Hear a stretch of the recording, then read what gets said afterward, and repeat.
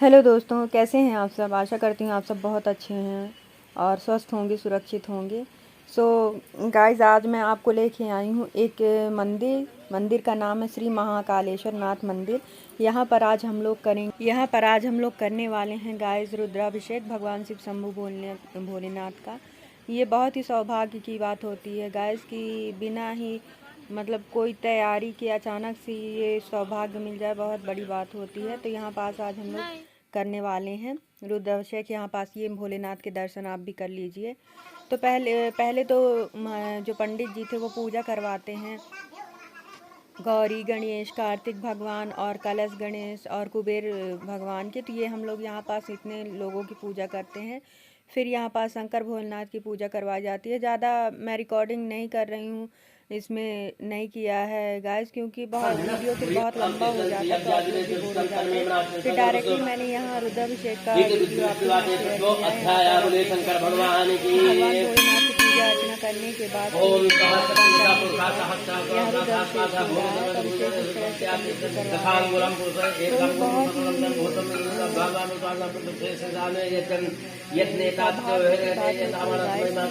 बिना मन में सोचे और अचानक से आपको बुला दिया जाए कि चलिए रुद्राभिषेक करना है, तो क्योंकि रुद्राभिषेक की तैयारी नहीं कर सकता जब 4 लोग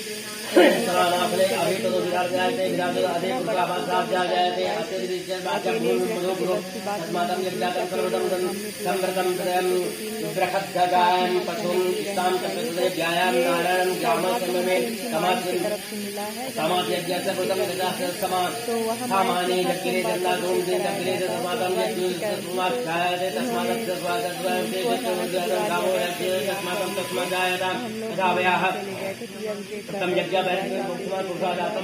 अच्छा हमको बुला लिया, वरना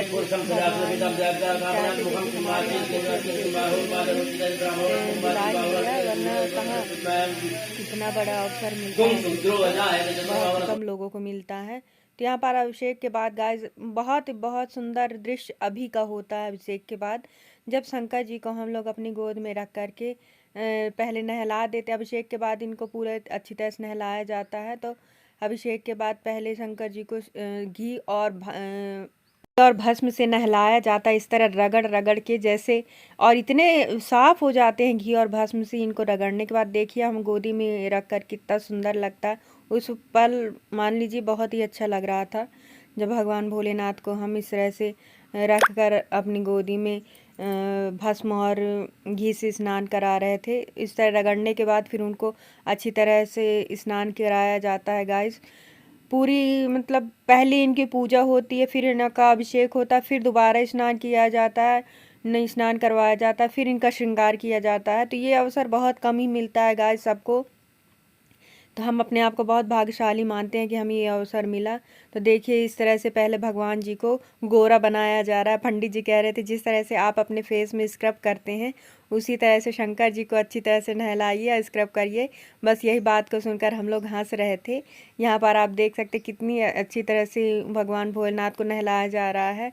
कितना सुंदर लगता है ना ये दृश्य, जब करने को खुद ही मिलता है और देखने में भी अच्छा लगता है। ये देखिए इस तरह से हम लोग इनका स्क्रब कर रहे हैं भगवान भोलेनाथ का। भगवान भोलेनाथ भी प्रसन्न होंगे कि चलिए आज हमारा स्क्रबिंग हो गया। इस तरह से फिर अब इनको शुद्ध जल से नहलाया जाएगा गाइस, देख सकते हैं आप। नहलाने के बाद इनको पोंछा जाएगा अच्छी तरह से साफ़ सुथरा करके। फिर भगवान भोलेनाथ का श्रृंगार किया जाता है। अभी हम लोग अपने घर में जो छोटी छोटी पूजा करते रहते हैं तो उनमें बस हो गया, नहला दिए, फूल बेलपत्र चढ़ा दिए, भोग लगा दिए, बस साधारण सी पूजा होती है। लेकिन जब आप मंदिर में किसी अनुष्ठान के तहत करते हैं तो कितना विधिवत पूजा होता है, तब हमें मालूम चलता है कि हाँ हमारी पूजा कोई मतलब पूजा नहीं होती है, बस हो गया निपटाने वाला काम होता है। जब आप विधिवत किसी चीज़ को करते हैं पंडित के द्वारा तो तब समझ में आता है कि हाँ पूजा ऐसी होती है। जैसा कि हमने आज शंकर जी की पूजा की तो पता चला कि इस तरह से पूजा अर्चना की जाती है, बहुत ही मंत्रोपचारों के द्वारा। बहुत अच्छा लगता है गाइस, बहुत अच्छा लगता है। मुझे तो बहुत अच्छा लगता। उस दिन सोमवार का व्रत भी था मेरा और इतना अच्छा सौभाग्य मिला। मैं तो बहुत खुश हुई। भगवान भोलेनाथ ऐसे ही अनुकंपा बनाए रहें हमारे ऊपर और सबके ऊपर, आप सभी के ऊपर अपनी कृपा दृष्टि बनाए रहें। अब देखिए भगवान भोलेनाथ स्नान कर चुके हैं तो उन्हें मैं अच्छी तरह से पोंछ लेती हूँ। पोंछने के बाद इनका श्रृंगार किया जाएगा। देखिए गाइस, आप अभी बने रहिएगा। यहीं का पल तो बहुत अच्छा लगता है जब अपने हाथों से भगवान का श्रृंगार किया जाता है। तो ये अवसर बहुत मुश्किल से मिलता है गाइस। तो देखिए आप, बहुत ही, मेरी तो खुशी का कोई ठिकाना ही नहीं था कि इस ऐसे हम भी पूजा कर पाएंगे। कभी सोचा ही नहीं था कि अचानक से हमें ये मौका मिल जाएगा। वैसे कहा जाता है ना, भगवान अपने भक्त को अगर जिनके हाथों से पूजा करवाना चाहते हैं उन्हीं के हाथों से करवाते हैं, और जिनको ये सौभाग्य देना चाहते हैं उनको मिल ही जाता है। तो बस वही मेरे को महसूस हो रहा था कि सच में बात, भगवान जो चाहते हैं वही होता है। जैसे कहते हैं ना, भगवान जब तक अपने पास आपको न बुलाएंगे आप उनके पास नहीं जा सकते हैं। इसी तरह आप कहीं भी जाने का सोचेंगे, कहीं भी किसी भगवान के मंदिर या कुछ भी, जब तक उनकी इच्छा नहीं होगी तब तक आप लोग नहीं जा सकते हैं। ये बात तो तय है। जब उनकी इच्छा होती है तो अपने आप को आप रोक भी नहीं सकते हैं। ये भगवान का चमत्कार ही है और क्या है। वरना किसी भी बिना तैयारी के अचानक से हमारा पूजा में बैठ जाना, कोई मतलब पहले से कोई तैयारी ही नहीं थी, ना कोई बातचीत थी कि हमें पूजा करना है। बस हो गया, 10 बजे फ़ोन आया कि तैयार रहना, हमको पूजा करना है, तो हो गया, हम भी तैयार होकर चले गए। अब देख सकते हैं आप, भगवान भोलेनाथ का श्रृंगार हो रहा है और पूजा विधि चल रही है यहाँ पास। पहले पूजा होगी, हर चीज़ से स्नान कराया जाएगा, फिर उनका श्रृंगार हो जाएगा। यहाँ पास बच्चे वीडियो बना रहे थे गाइस, तो थोड़ा हिल रहा था, प्लीज़ इग्नोर करिएगा।